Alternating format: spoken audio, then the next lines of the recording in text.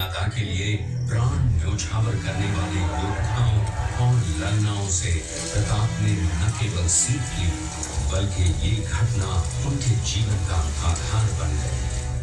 फरवरी 1572 को महाराणा उदय सिंह का देहांत हुआ।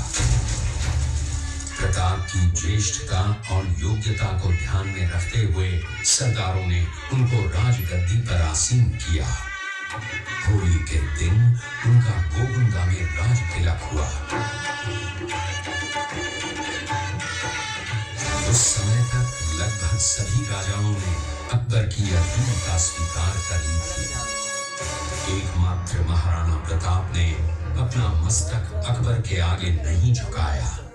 प्रताप मुगलों से लोहा लेने की तैयारी में जी जान से जुट गए।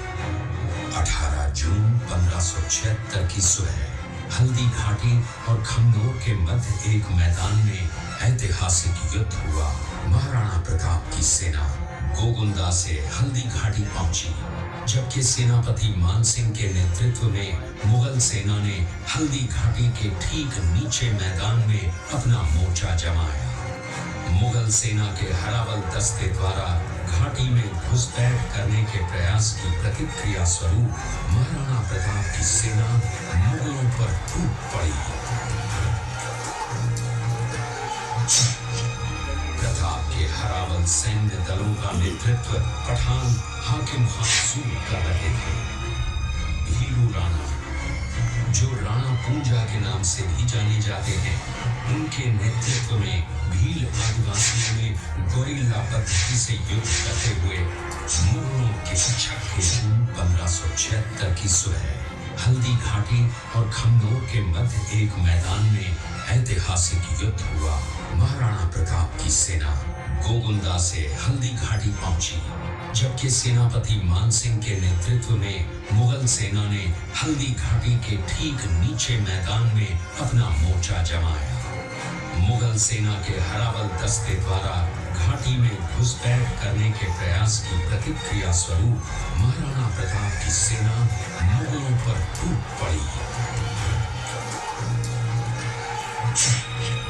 प्रताप के हरावल सैन्य दलों का नेतृत्व पठान हाकिम खासूर कर रहे थे।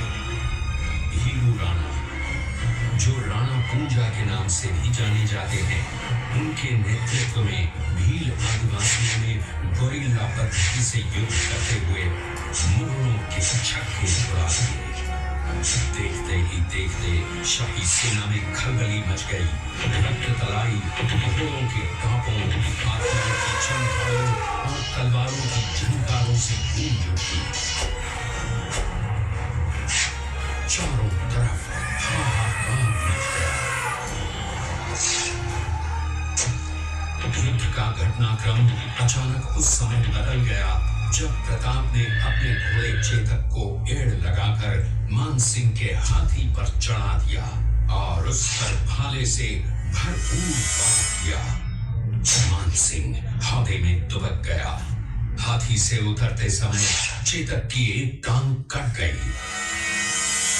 इस स्थिति को भांपकर महाराणा प्रताप के हमशक्ल सेनापति झालामान ने महाराणा प्रताप से आज्ञा लेकर उनका राज मुकुट धारण किया। मुगल सेना झालामान को महाराणा प्रताप समझकर उन पर टूट पड़ी और झालामान शहीद हो गए।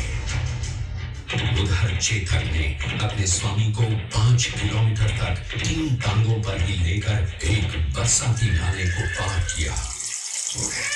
उसके पश्चात और उसके प्राण पखेरु उड़ गए। इस युद्ध से महाराणा प्रताप के मन पर गहरा प्रभाव पड़ा। परिणाम स्वरूप उन्होंने मुगलों पर विजय प्राप्त करने तक राजसी ठाट बाट छोड़ने और पत्तों पर भोजन करने का प्रण लिया, जिसे उन्होंने जीवन भर निभाया। महाराणा प्रताप ने अपना सैन्य बल बढ़ाकर सर्वप्रथम अरावली पर्वत की घाटियों में बसे दिवेर पर चढ़ाई कर विजय प्राप्त की। इसके बाद कुंभलगढ़ पर भी विजय प्राप्त की। सिर्फ चित्तौड़गढ़ को छोड़कर सारे मेवाड़ को अपने अधीन कर लिया। कालांतर में महाराणा ने गौड़ में अपनी राजधानी स्थापित की।